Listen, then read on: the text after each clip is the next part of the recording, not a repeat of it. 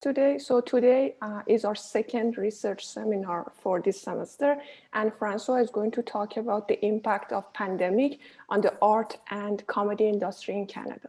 So I'll give it back to François, and thank you for presenting today. Okay, thank you, Marianne. So today we'll look at the, I'll say the COVID crisis within the arts and culture sector and the comedy industry more specifically. And you will know why, I'll say, because I have, I'll say, some interest. So there's both, I'll say, the arts and the, I'll say, the comedy industry. So we'll just share again.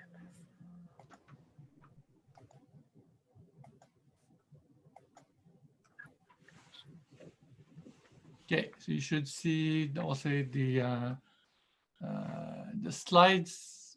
So I'll say the slides will be available. They will be available, I'll say, after, I'll say, November 23rd, because I will do, I'll say, something pretty similar in French with the Observatoire de l'Humour.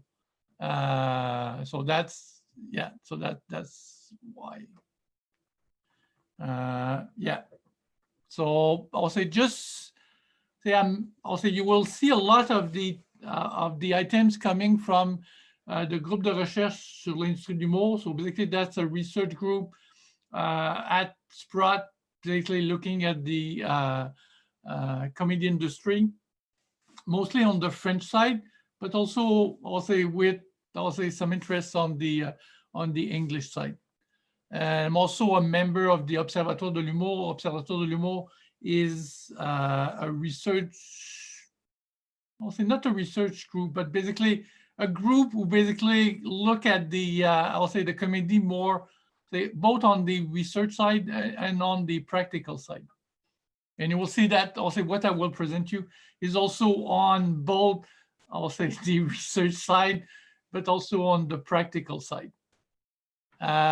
So what I will talk is, I'll say, after, in fact, a brief introduction, looking at the COVID-19 crisis and the management of it, the uncertainties and reaction that goes with it, the TRIR and the CSARR.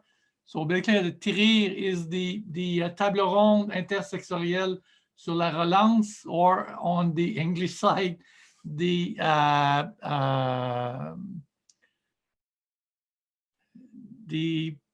what's the meaning? I'll say that's the recovery, Canadian sector recovery. Yeah, I don't have the English one, but I'll say we'll see it. Okay, but basically it's also is the recovery group. Basically, will look at, I'll say, for the arts and culture. And I'll say more specifically with the arts and culture and comedy, and looking at the impacts, the stake and priorities that are faced both by the, I'll say mostly the comedy industry, but also I'll say the other one. Okay, so I'll say I will not, I'll say that's not a surprise for anyone, but basically we have an issue with the pandemic since March 11. Basically everyone is closed, and that's why we don't have that meeting, I'll say in person, but I'll say with Zoom, which is, I'll say, both advantage and disadvantage. But basically I'll say there was a lot of things. I'll say since March, there's a lot of, I'll say, decreased action, reaction, both from all the different governments. I focus more on the Quebec one and the Ontario one.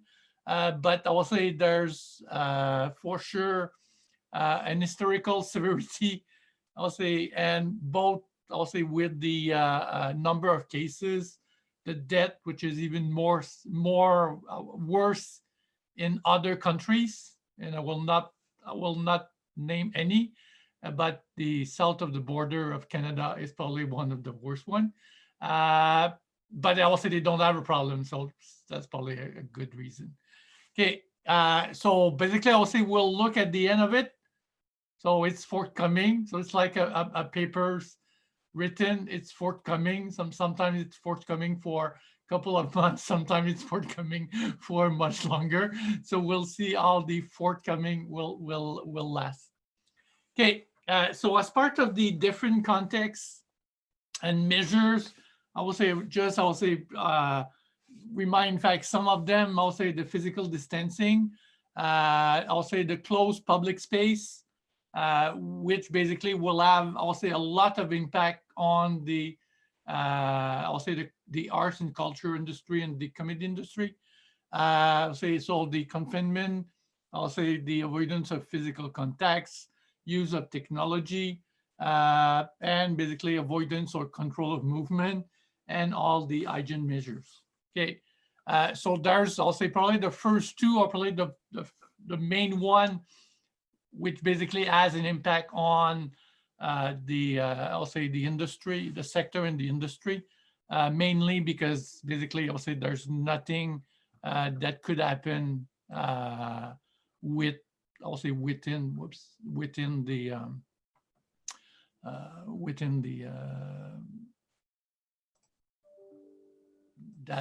I lost it. Okay, so I'll say that there's a lot of impact, and also you will see, I'll say at the bottom there's, I'll say, notes. So basically I have done, I'll say, alone or with other ones, I'll say mainly with Christelle Paré, I'll say a number of notes, small research notes, and you could find them, I'll say, in the Humour the Gris website. So basically, I'll say those. So there's, I'll say, I have 10 so far on the that were published. There's other one, in fact, coming on. So I'll say one. I'll say that is looking at the economic impact. So there was, I'll say, someone, Frédéric Lorrain, who did, in fact, I'll say an economic study in Quebec on the regional, I'll say, impact of the COVID on mainly, I'll say, small business with the Fédération des Chambres de Commerce du Québec, so the Board of Trades, I'll say the different, I'll say the Federation of Board of Trade of Quebec. And basically, I'll say he collect, I'll say, a bunch of different information on a lot of different, I'll say, issues related to the COVID in May, June. Mainly, I'll say those ones were not just for the arts, but basically were for all the different sectors. So what I did with Frédéric, basically I extract all the information, I'll say specific to the arts and culture group.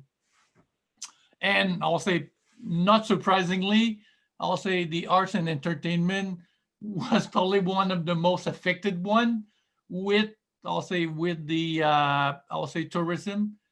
So that's probably the two worst, I'll say, sector that were affected. There was also anticipation of, I'll say, a more, I'll say, difficult situation. I'll say the survey was in May, June, but I'll say probably if you're doing, and they're doing, I'll say, Frédéric is also doing, I'll say, some other ones, I'll say, in the next month, and I presume that will probably be, I'll say, similar kind of reaction. So there was government aid, both at the individuals and at the organization level, but I'll say so there's, I'll say, a lot of support, but I'll say in the art, I'll say they were less supported. So the program were not targeted for, I'll say, the arts and culture. There's new one in Quebec that were, I'll say, push more, I'll say, in September and October. But I'll say in that, I'll say in during the summer, that was not, I'll say, really, I'll say a good one.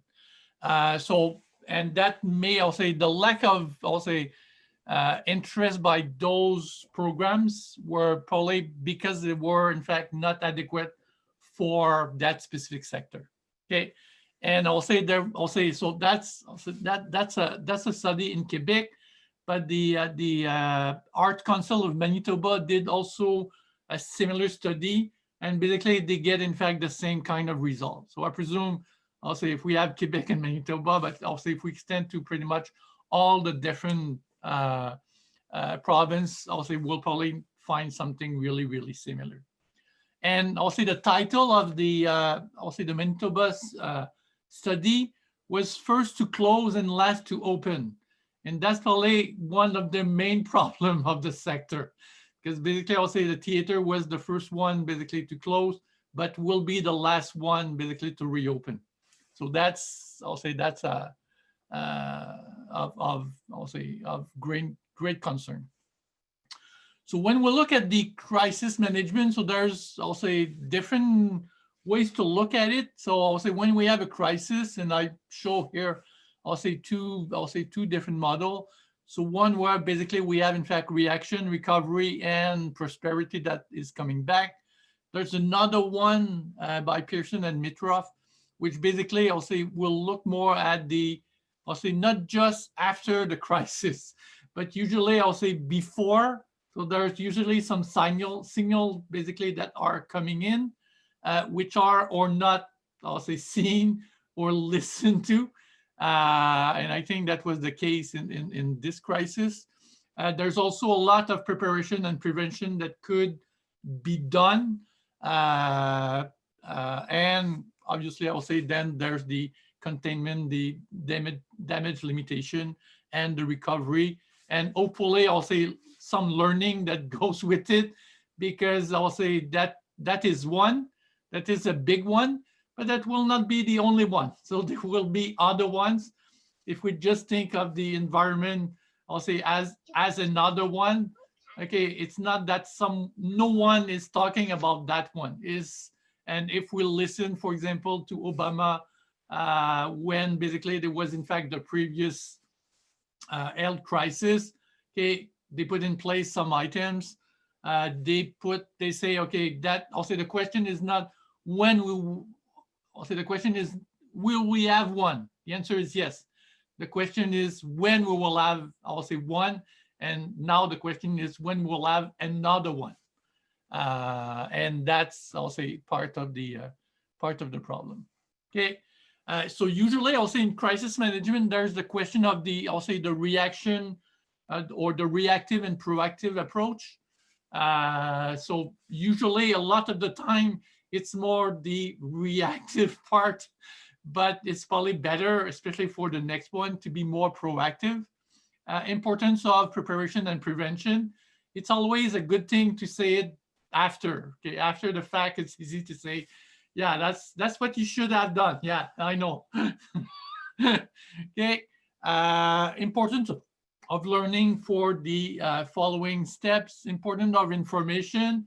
We just look at the, I'll say the different information on the regular and basically daily basis for, I'll say how many, what's basically the numbers, basically all sort of numbers. And we just have to look at the Ottawa Public Health website, and you could see a zillions of information, basically looking at what happened basically with, I'll say, the pandemic in Ottawa region. But I'll say you have this, I'll say at different levels. Sometimes I'll say that's the importance of information and the speed or the pace basically of information is of particular in fact importance. We also have, I'll say so the question is not basically, that's not the only one, but I'll say this one is especially, I'll say as a great magnitude. So I'm not sure if there's a Richter scale for those kind of things, but that's probably, I'll say, something that could be developed if someone is interested to see that kind of thing. So I'll say even if you're not ready, you have to go for it. So that's what will happen. Okay, so when we look at the different uncertainties, so there will be, I will say, uncertainties at different levels. So at the individual level, at the organization level, and at the societal level. So I'll say when we look at the, I'll say the individual level, we could go back to, I'll say what probably in fact everyone have seen before, the Maslow pyramid, and basically I'll say the 5 nice need. So basically the physiological, safety, love and belonging, esteem and self-actualization. And basically I will say within a pandemic, and probably I've seen it in the with the toilet paper crisis or excitement. So basically, I'll say there's some basic need that need to be covered. I'll say I think I'll say the food, lodging. I'll say your family that we could or not see that much. I'll say so. I'll say we're not in the self-actualization. We're basically in the basic ones. For, I'll say, organization, there's a lot of uncertainties. So obviously, I'll say for workforce, I'll say a lot of people can't work at all. Some people will have to work, and we're probably privileged in that regard because we are able to continue to work, just basically delivering our courses or even our research activities in a different ways. But basically, we are still working. When there's a bunch of other people, basically, I'll say working in the, I'll say restaurant, I'll say theaters, I'll say they can't work anymore because I'll say it's closed. Or if it's not closed, there's a lot of, I'll say, question on, I'll say the safety of, I'll say the workforce. So obviously, there's also, I'll say, a lot of consequences on the treasury. So usually, I'll say when you stop your activities, there's no revenues coming in. And usually you may still have some basic fixed costs that you have to cover. So that could have, in fact, problem, in fact, with cash flows. You may need to, I'll say, rethink your strategy. Okay, there's some risks that are involved. Obviously, I'll say the technology, I'll say, is a main, I'll say, aspect. All the supply chain could also, in fact, have a big, I'll say, a big impact.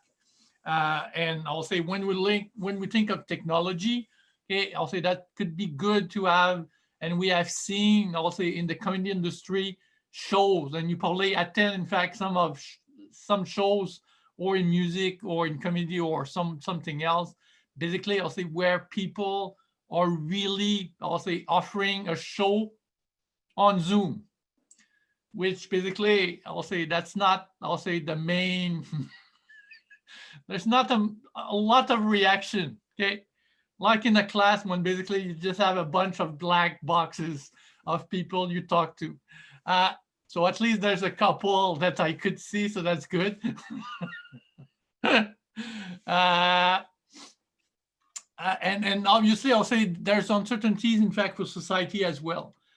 So there's the duration. So when, and usually with the problem of the duration is, okay, when it will end? And the answer is, we don't know. Some people could say, oh yeah, that's in, but no one knows really, okay? There will be subsequent waves, okay? When, how many of them will happen? Okay, how do we control it? So there's, I'll say, I'll say vaccine that could, I'll say, solve it in part. I'll say on a temporary basis, on a permanent basis. Will we have, in fact, some vaccine that will need to be given, in fact, not just, let's say, the first time, but I'll say a lot, I'll say later in the, let's say in 2-3 months or 6 months or a year. And I'll say just the logistics of basically giving a vaccine to everyone. Okay, that's, I'll say, that's a big challenge. Okay, on the supply chain front. Okay, I'll say briefly, there was, with the crisis, there's a talk about of recession. I'll say, and there's, different ways to I'll say talk about it. So there was, I think there were using all the different letters of the alphabet to basically kind of describe it. Okay, the one I like is basically the K1. And basically, I'll say one of the thing is in that part, there's winners and there's losers. Okay, obviously, if you are, I'll say in the arts, also you're probably on the loser side. But I'll say if you were also selling plexiglass, that's really great. Okay, that's your business is going in fact to the roof.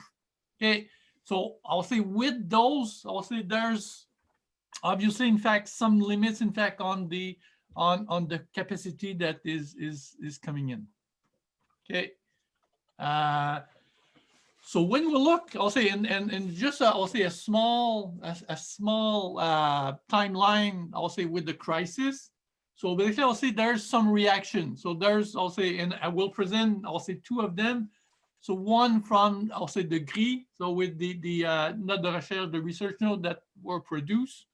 And the other one is basically, I'll say, the Cross-Sectoral Recovery Roundtable. So that's the meaning of CSRR. So Cross-Sectoral Recovery Roundtable. So basically those two roundtables, so one is in English and one is in French. And basically they are organized or managed by the Canadian Council for Human Resources. So that's, I'll say, that's what we will also look at. So those two. Okay. So basically, I'll say what the three. So I'll say before there was in fact the Canadian Conference of the Arts. Okay, the CCA. So basically, I'll say the Canadian Conference of the Arts was a national forum to basically, I'll say, link the different groups, okay, as a community. Because obviously, I'll say when something happened, say there's some lobbying, there's some pressure to say, yeah, you should do this, you should help us in that matter. Okay. The problem is, I'll say that organization, which was basically a national organization, to try to basically put all those different arts and culture groups together, okay, closed in 2012. So basically, I'll say that's, so there's no real national place to say we bring everyone under one roof and to help basically just I'll say suggest solution or look at basically I'll say the stake or the priorities we could have. So basically I'll say what the Cultural Human Resources Council is basically, they had created in fact those two roundtables. So one in English and one in French. Okay. So even if it's the Cultural, I'll say, Human Resources Council that is looking at it, I'll say the idea is not to just look at the human resources side. Basically, they want to look at all the side. Basically, I'll say the CHRC group is basically just one who has kind of a national mandate and try to replace or I'll say act on behalf of something basically to bring, I'll say, a national focus. So basically, I'll say the CHRC is, I'll say, to bring together, in fact, the cultural workers and employers to look basically mostly at training, career development, and other human resources issues.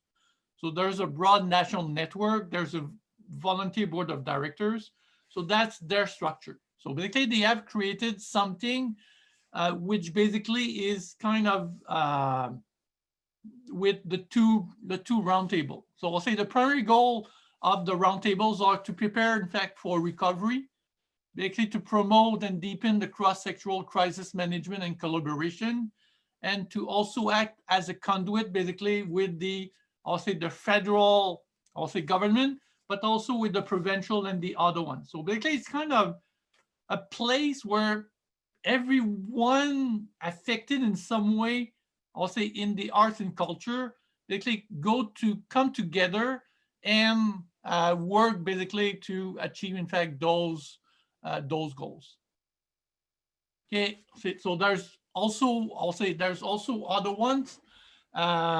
So there's also a question of basically trying to experiment with some things, or I'll say to help, I'll say everyone to support each other, like maybe have some, I'll say initiatives, taking into account, I'll say the different, I'll say culture, French and English, but basically I'll say the indigenous, I'll say basically everyone which are special, okay, and all the basically diversity and inclusion, and how do you define it is basically I'll say up to you. So there's different way to basically cut, I'll say that piece, okay. So I'll say the CHRC act as a facilitator and a partner, I'll say in it. Okay, there's a steering committee of the CHRC who basically look kind of a big oversight about, in fact, the work of the roundtable. So there's 2 roundtable. So basically one in French and one in English. There's no decision. They will give, in fact, recommendation to an advisory committee, and we'll come back on that.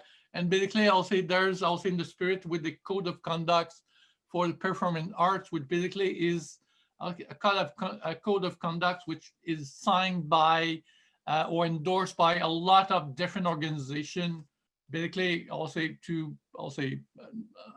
conduct, basically that everyone conducts himself and behave correctly, regardless of how you basically define correctly. Okay. There's also, and you will be able, in fact, to look at it. And I'll say if you go on their website, I'll say all the deliberation will be accessible. Okay. So I'll say, for example, there's a bunch of notes. So there's documents that are prepared by the different caucus. There's a lot that I'll say the notes that are prepared by, I'll say the 2 roundtables. So all that information will be available. So I think I'll say from a research perspective, I think that's really interesting, because there's a lot of, I'll say, if you want to focus on one part, but if you want to focus on different aspect of it, okay, there's a lot to look at it, and it's really, I'll say, really open. Okay, so that's the structure. So there's the roundtable in English. There's the table ronde in French. There's an advisory committee, I'll say, in the middle. Okay, so the roundtable, there's, I'll say, 21 or 22 person. Okay, so there's also, I will explain, I'll say, the difference between, I'll say the difference between the 2. So basically, I'll say, so there's, I'll say, the CHRC secretariat who basically help support. So basically, they are full-time employees, when basically the roundtable are all volunteers coming from their own organization. And hopefully, I'll say that the information that will come from there will be transmitted to different government agencies and different departments. Okay, and when you think of it, I'll say with this, obviously you could think of heritage, you could think of, I'll say, the Canadian Council for the Arts, you could think of the Industry Canada, Finance, CRA. Okay, I'll say it just pop up when you say, oh yeah, but okay, there's a lot of different government and independent agencies that basically could be involved in that. Okay, so I'll say 4. So that's the structure. So basically, I'll say the structure is similar between the 2 roundtable. So what we have is there's basically or 1 or 2 representative per or spokesperson, basically looking at the different section of the arts and culture. So basically, I will say there's community theater, music, dance. So you have, in fact, all the different lists. So obviously, I'll say when you look at that list, I'll say if you think of theater, and if you look at museum, I'll say they are in the same pool here, but they have way different, I'll say, challenges. Okay, So usually when there's one or two, so when there's two, usually there's, I'll say, or an association of artists or artists themselves or art service organization. Okay, so that's the,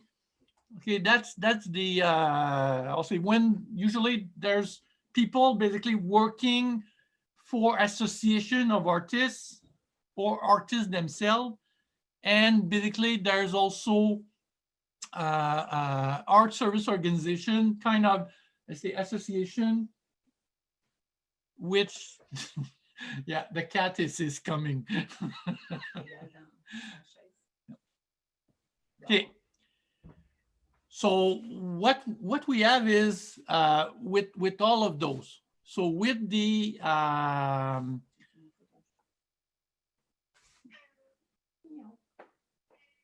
okay, so I'll say with the, I'll say on the French side, and I'll say why I'm involved in this is basically, I'll say there's a need for a spokesperson for the comedy industry. So one in English and one in French. And basically I got, I'll say, the emails, I'll say, in French because of the groupe de recherche sur l'industrie de l'humour, but also because I'm a member and I'm the webmaster of the Observatoire de l'humour. So basically I got, I'll say, the emails from two sources. And I'll say there were 4 people who got that email. So there was not kind of, I'll say, a zillion of people. So the other person who got the email was, I'll say, the API. API is the Association des Professionnels de l'Industrie de l'Humour. So basically, I'll say that's the professional association of the people working in the comedy industry, I'll say, in Quebec. That association regroup basically, I'll say, artists, so comedians, but also producers, I'll say, people basically who are managing, in fact, theaters. So there's really a wide range of people basically that are part of the association. Okay, so the AP is also the one who organized the Les Oliviers. Les Oliviers is kind of the Oscars, but for the French comedy industry. Okay, so I sent my name. Okay, more, I'll say my intentions was more to become an observer, because I was in interest, but I'll say, as you know, I'm not a comedian, even if I have a good laugh, but I will say I'm not one. Okay, I like it. Okay, but I'll say I'm not one. Okay, so I feel kind of the imposter syndrome, I was in this one. Okay, so a bit. Okay, which was also kind of tossed away by some people, in fact, in the industry. So I say, yeah, I'm probably, in fact, one of the advantages, okay, since I'm not teaching in the fall, and since I will be on sabbatical in 2021, I have probably more time than I will usually have. So that's probably one of my big advantages.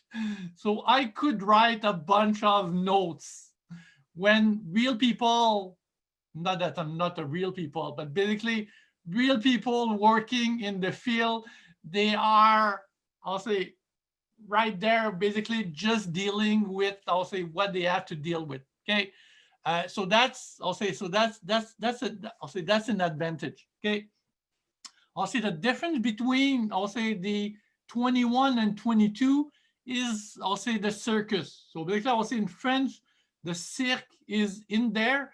It's not in English. Why? Personally, I think, in fact, on the English side, it's looked like sometimes like a circus, but yeah, that's beside the point. Yeah, and that's the comedy part. Okay, so yeah, okay. So basically, I'll say what we have is I'll say 22 say person, I'll say in the group. So there's the advisory committee, which basically will have, I'll say, the 2 full-time coordinator.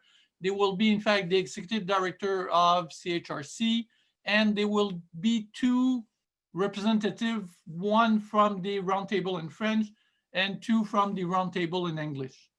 So far, okay, I don't know about the English side, but so far, even if we were supposed to have, I'll say, 2 spokesperson, I'll say like 2 weeks ago, there's still no spokesperson on the Francophone side. Okay, I'll say it's coming. So we'll see how it will it will happen. Okay. So the advisory committee. Whoops, I have the. I mix up the French and English. So I'll say basically the idea is to compile the information for coming from both table, trying in fact to see if there's common ground and basically bring them together to say, okay, that's what we will have, and we will basically transfer it to, I'll say I'll say the agency that are, which is relevant. Okay. So I'll say for the, the committee caucus, so basically there's, I'll say a small number of groups. Okay, so one is the API, Association des professionnels de l'industrie de l'humour, le groupe de recherche de l'industrie de l'humour, l'École nationale de l'humour, so basically that's the committee school, the Observatoire de l'humour, and as you could see, I'll say the GRI and the Observatoire is basically, I'll say, a small, close related group, okay? So different but the same persons, okay? And the ADISC, basically the ADISC is the Association québécoise de l'industrie du disque et du spectacle. So basically I would say they're more concerned with music. They have, for example, I'll say the gala, I'll say that was, I'll say last week or 2 weeks ago with Louis-José Hood as the MC. So basically, I'll say that's the caucus, I'll say in French. In English, there's the Canadian Association of Stand-Up Comedians, which is a more recent association. There's also a Foundation for Canadian Comedy, and I tried to bring basically the GRI also on the English side. Okay, but basically, I'll say there's really, I'll say, small group of person, which basically I'll say compose both, I'll say the English and French group. Okay, so when we look at the, I'll say the comedy industry, so I'll say so that's, usually I'll say you have in fact the old list with the museum, so that's the old part. Usually I'll say we'll look at, I'll say, the performing arts. Within the performing arts, basically there's, I'll say, those different ones, and under variety there's basically, I'll say, the humor in fact and comedy that goes, I'll say, under it. Okay, something basically that have already in fact present, I'll say, in the past. Okay, just as a reminder, I'll say there's the I'll say the performing arts is basically we're looking at revenue tickets of $281 million. Okay, just for variety, I'll say that's more than 100 millions.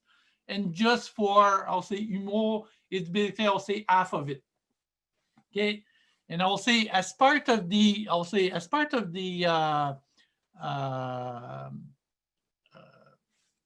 so that means that I'll say the revenue ticket, a lot is basically gone, or because there's no show, or you have the money, and then the question is, should you reimburse? Is your client basically want the reimbursement?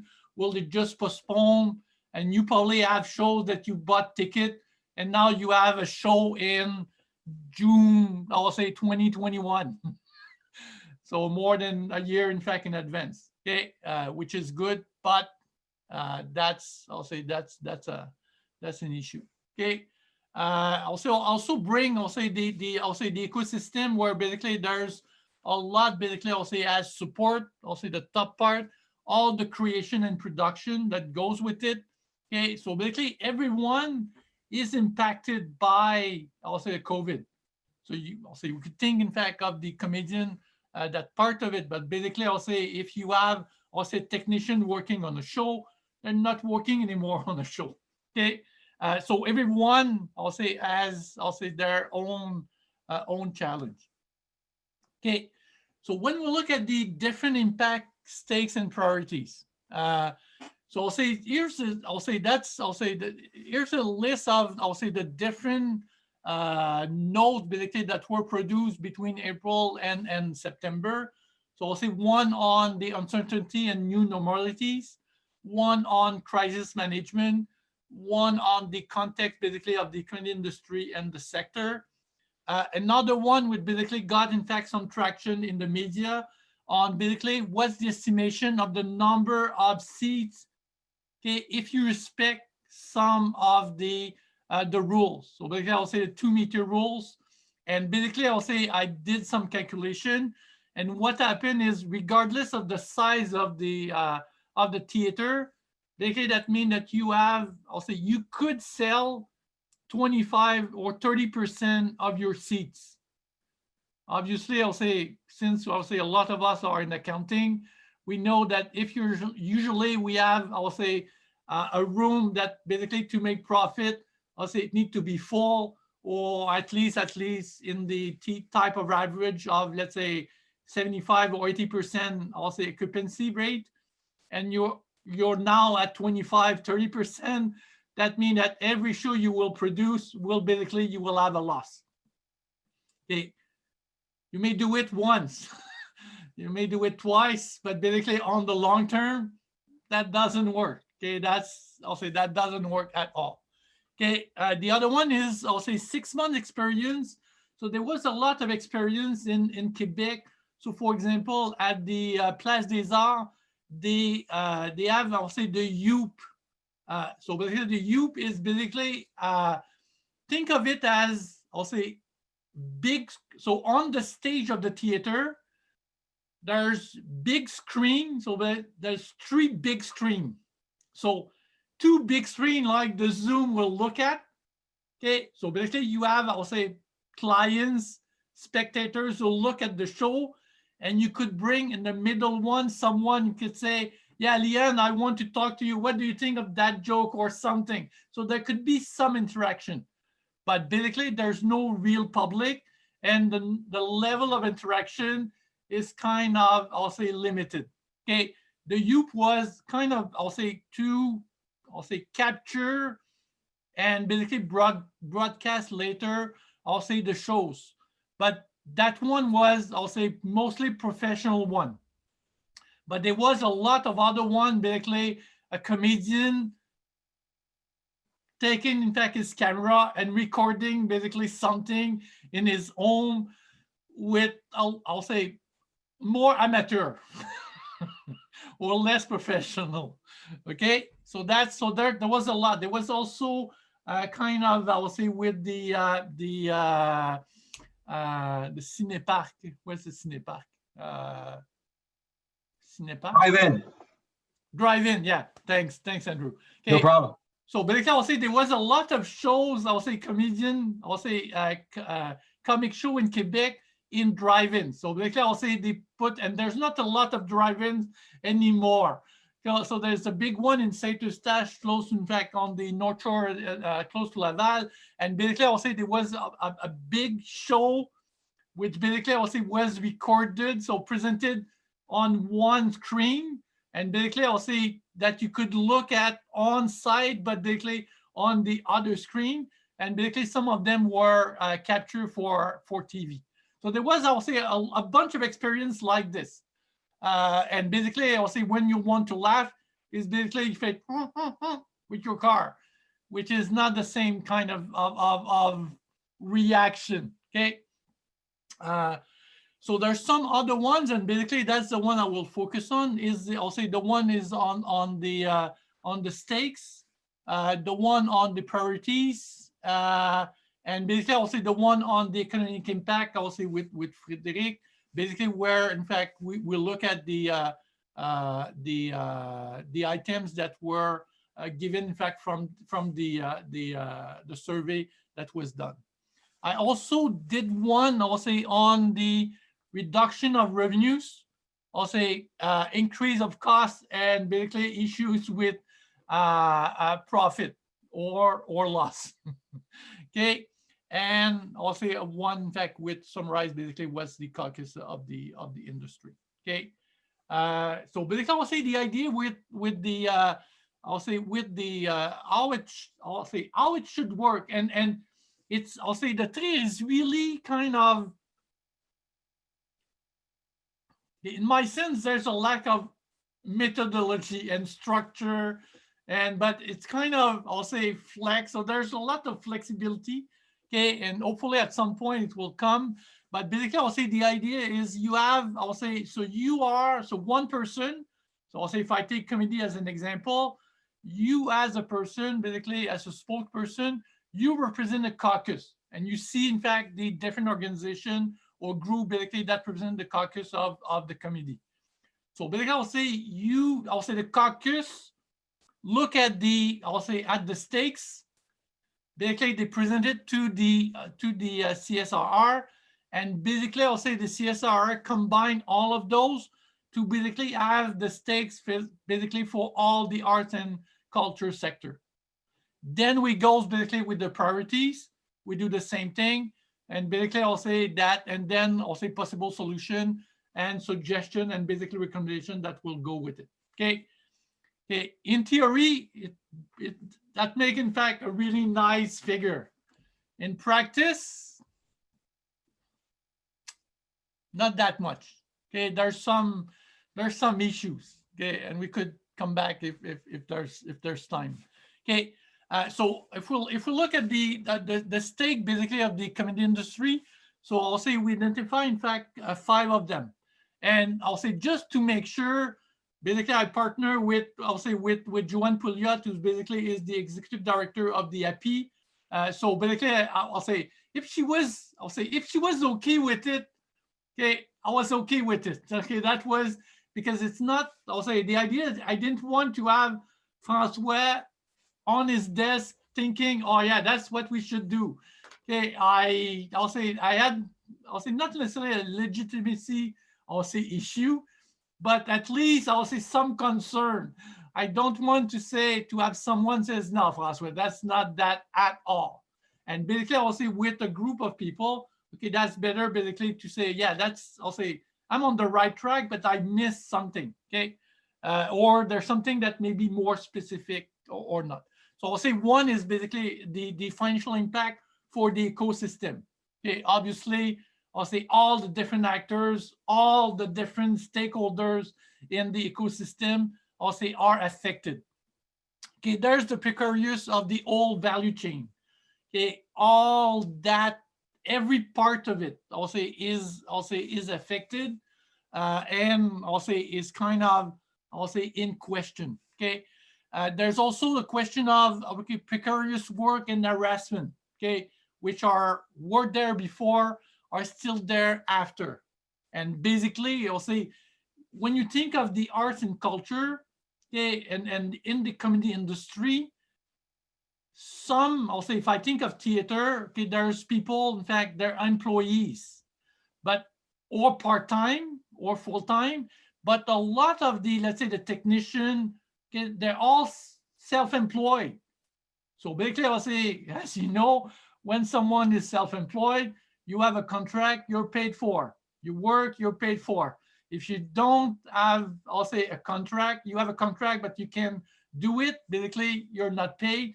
And basically that means that you are in fact on precarious situation. Especially at some point when I'll say some of the program were targeted as for employees, not necessarily for self-employed. And I will say the artists are always, I'll say in some sort of fog about their status. Okay, I'll say their CRA has a special interpretation bulletin basically on the status of the artist for the Income Tax Act. But there's also, I'll say, a lot of question about okay, what's their status really?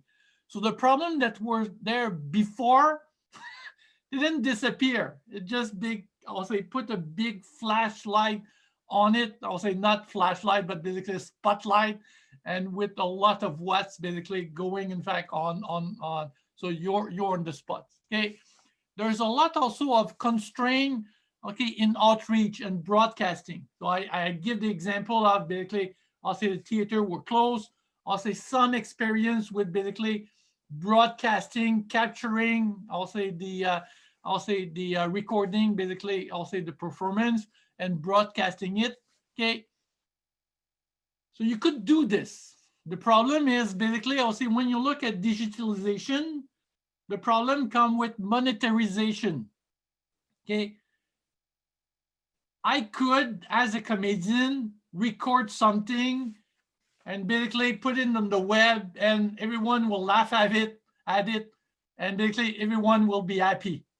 The only one who will not be happy is me, because basically all I will get paid for that performance. So basically I'll say getting paid for what you're doing is a big part, okay? Which is also interesting. So when we look at, I'll say, the value chain, so there's creation, production, diffusion, okay, the supply and demand, okay, I'll say the employability and commercialization that goes with it. And I'll say, even on the demand side, there's a question, I'll say, even when we say the theaters are open, will the public will come back as fast as they can? Or will you say, oh, I will wait, there's no rush. So I'll say theater, which basically were full, maybe will not be that full right away. Okay, that may take, in fact, some time, because I'll say you're concerned of, I'll say, regarding safety, essentially. Okay. So when we look at, I'll say, the different priorities, so that's, again, just, I'll say, for the comedy industry. So financial stability of the ecosystem, workers support, I'll say, in the ecosystem, development of new business models for outreach and broadcasting, and correcting structural iniquities and fragilities. Because basically, I'll say, you still had problem before, okay, those didn't disappear. So you need basically to, I'll say, solve those one, in addition to basically solving, in fact, the crisis issues. Okay. So I'll say, so the arts and culture, I'll say that's an important sector for, I'll say, the economy. It's an important sector because basically when we are at home, we'll look at film, we'll listen to music, we read books. Basically, we are doing all those different things. Okay, so at some point, okay, to be able to have, I'll say, those nice products in the future, there's need to have people who are doing it. And to do it, they may do it just because they like it, but they will also do it if they could have a living about it. Okay, because if they're not able to have a living writings, okay, that's, I'll say, that could be, in fact, a problem. So there's important consequences both at the individuals and organization level. Okay, there's, I'll say, the comedy industry and the different shows, I'll say, in disarray, or basically disappear, or being postponed and postponed and postponed. Okay, there's multiple stakes and priorities that are possible. And basically, I just give you, I'll say, the one, I'll say, from the Francophone side. Okay, I need to bring back, I'll say, the Anglophone one, and basically need to also bring back all the different sector, I'll say, as what are the stake and priorities of basically all the sectors. Okay, so hopefully, I'll say, we'll come back to normal. Maybe there will be no normal anymore. Okay, or we'll have, in fact, a different reality. Okay, there's a lot of support needed. Okay, still. Okay, and it will need to be continued. So we'll see, I'll say, what will happen, and hopefully we'll have, in fact, an end of it, and be able to see what will happen. That's it.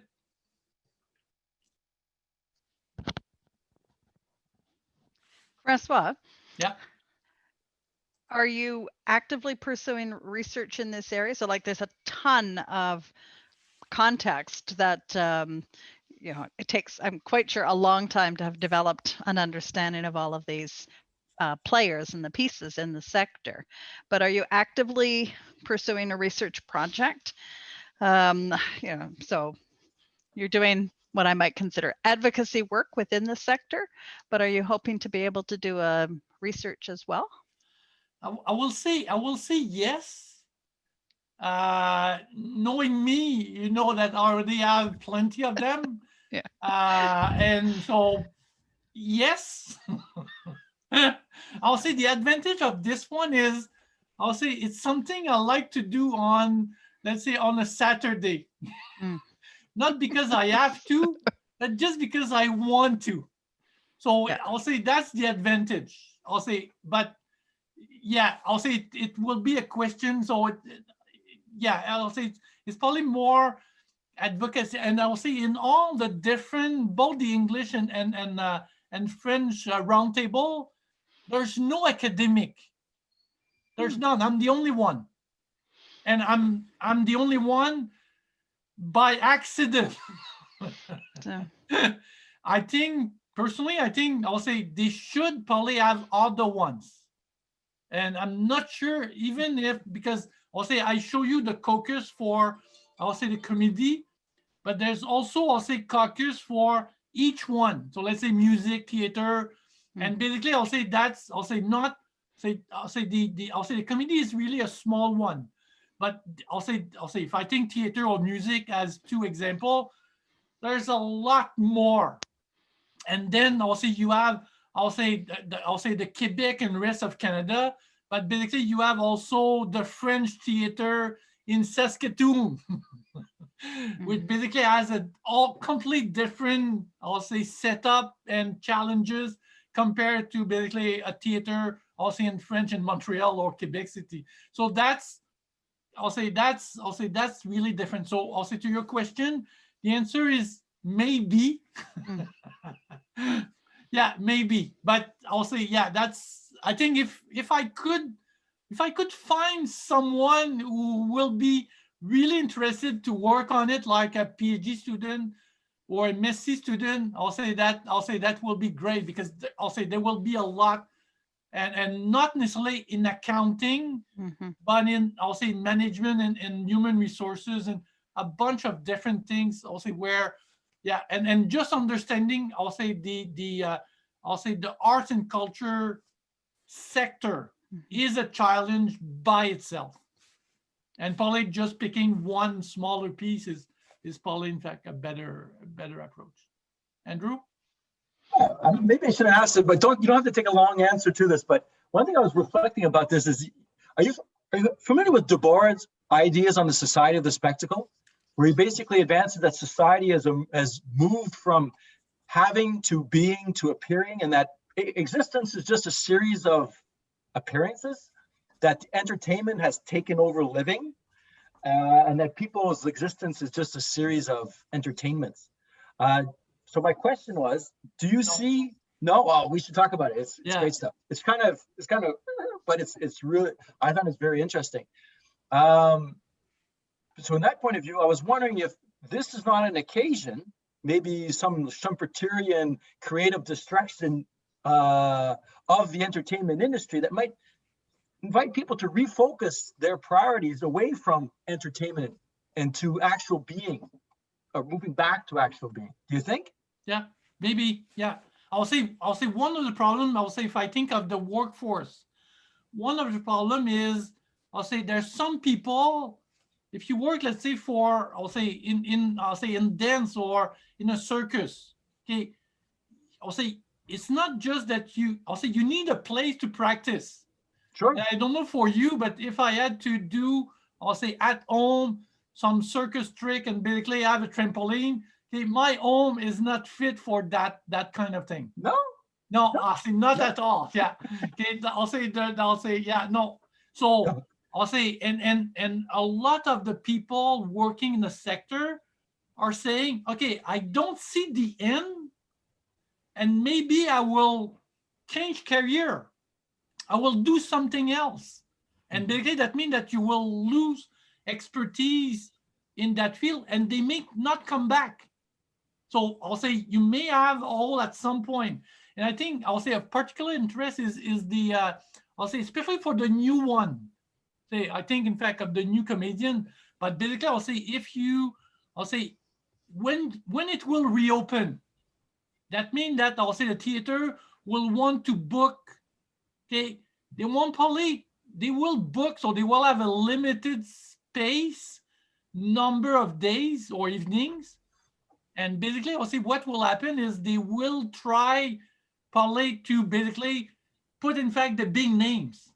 So all the newbies and the one that are upcoming, they may have to wait a year or 2 or 3 to basically kind of go in. So they may say, okay, that I'll say that won't happen. Yeah, and it's already hard you could to jam do. the pipeline. Yeah. Yeah, so I'll say the one that goes out from the school, and that's true for basically everyone. Okay, so that's I'll say I'll say we'll talk about it. Nada? Yeah, thanks for that. Yes. Yeah, thanks, Dr. Francois, for your talk today. It was very interesting.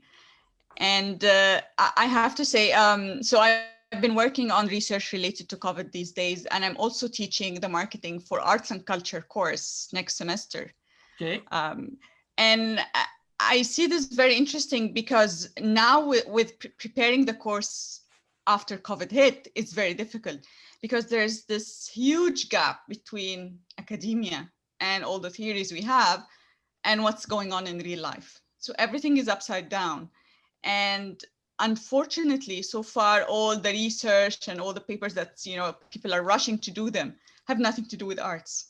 So arts is getting in, it's getting at the back of the line now, when it comes to what is important and what is everything.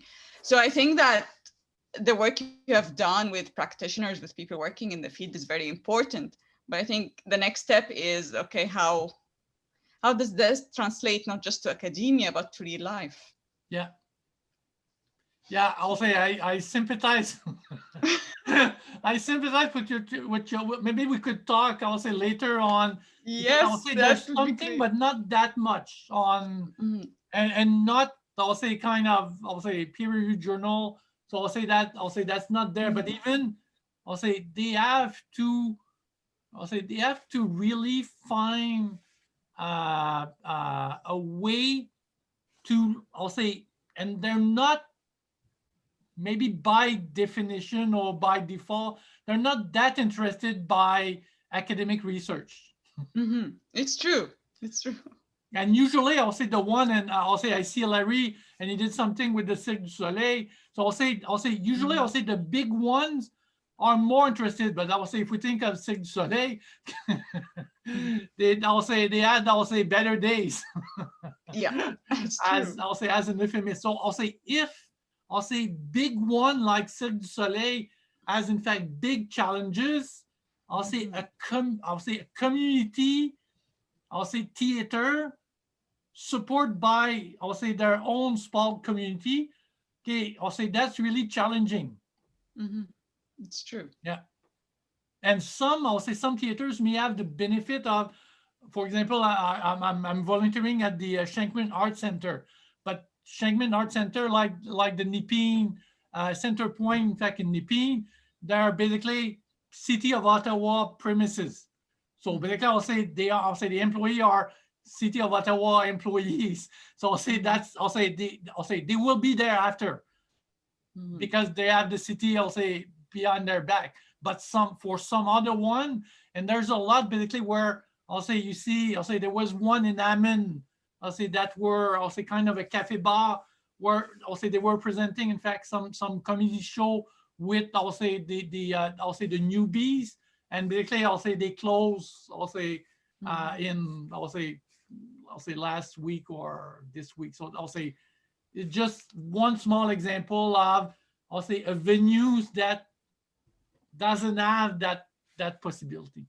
Yeah, I mean, I've talked to and I've known some music organizations, so mainly NGOs, and the way they work is they always depend on, I mean, 3 parts: either funding from the government, ticket sales, and like donations from their sponsors, individuals. Yeah. And now everything is being harder because very few can now demand ticket sales for online shows. I mean, some are trying to bring them back, but they're not as good as before, of course, because people are not as interested. There are no performances to attract sponsors to come and, you know, help them with that. And the government is cutting down everything, and the arts will be the first sector. So yes, survival is very difficult. And I think the main problem will be that after COVID, who has survived COVID so that they can work again, like you say. Yeah, I think there's a lot of opportunities with donation and philanthropy on that one. And I'll say they need to, there's a lot. Yeah, we definitely need to talk later. Yeah. Other questions?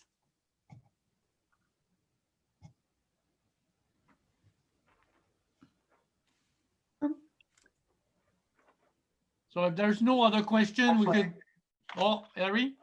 I was just going to say that, you know, what you wrote up, especially in those last couple of slides there, can really be done up into more of a holistic viewpoint because, I mean, everybody's been doing research on COVID, and I've been doing a lot in the tourism industry. So working with tourism industry around the COVID and, you know, re-entering and all the different things that are happening, and some really unique opportunities, like going down to Cuba, there's certain provinces that are looking at setting up a bubble so that they take over an entire hotel, so they don't have to mix with people from other countries, and like all kinds of things. But you know, 55% of the research focuses mostly on the research response and recovery, and it's only about 10 or 12% of the research is on a holistic, comprehensive viewpoint. So there is a lot of opportunities, and again, you know, focusing anything on the art side of things, and you know, because of the work that I've done in Vegas as well with the Cirque du Soleil, you know, I see a lot of overlap between what you're doing and, you know, some of the things that I've done in that. So that is definitely something I haven't seen a lot of work on, because I've been thinking about that myself from the risk management side of things and governance, you know, into this response. Yeah. So just a couple of suggestions. Yeah, no, I'll say, for example, all the notes, are in the comedy industry, but I'll say a whole range of notes like this could be done for all the different sector. Yeah. And I think I think that will be great if it was done, let's say, on a school basis, but yeah. Yeah, there's a lot of commonalities, but you know, you're talking about some of the young people, and that's where they're turning to YouTube just to try to create a name for themselves. Like, you know, Justin Bieber's the sort of classic example there, who started on YouTube, but if they can't get the name, like they're looking for the named artist to be able to try to get a quick buck back. Yeah. So these new artists are going to have to find other modalities to try to, you know, create their, or to showcase themselves.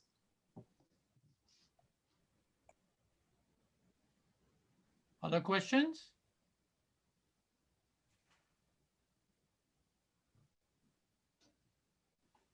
Okay, so I'll say, well, thank you for the attendance. Hopefully you enjoy, I'll say the presentation. So that was one of the professional accounting group discussion session. So we'll have one in probably January. So we already have someone who basically, I'll say, put her neck, in fact, up. So, but I'll say, I'm sure, in fact, if anyone else is interested to present, I'll say Mariam will be really glad to, I'll say, have your name and interest. And basically, I'll say it's just a question of, I'll say, doing it and yeah, and usually, I'll say, and if I look at this one, that's not really, I'll say, a pure research one. Yeah, but I think that's, I'll say, really a practical one and useful for, I'll say, the industry and the practitioner itself. Yeah.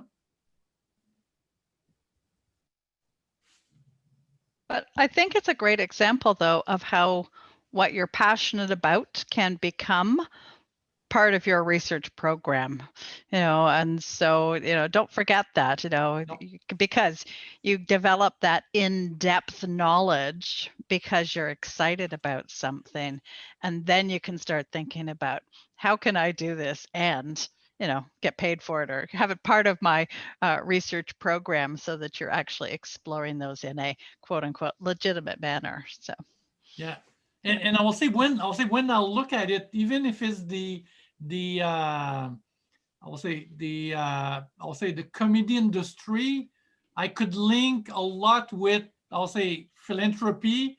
And Nada, in fact, mentioned it before. I'll say philanthropy and the donation I'm also working on. I'll say all the entrepreneurship. So I'll say there's a lot of connection that could be done. I'll say just on my own interest, but I'll say if with someone else, I will say, what's the identity of the artist, and will they keep being an artist even if they work somewhere else? Is it? So I'll say there could be a lot of, I'll say, different ways to look at it. Yeah. Well, I know for my my upcoming performance management class, I've got to find a new way to do my magic tricks. Yeah. So. Thanks. Good to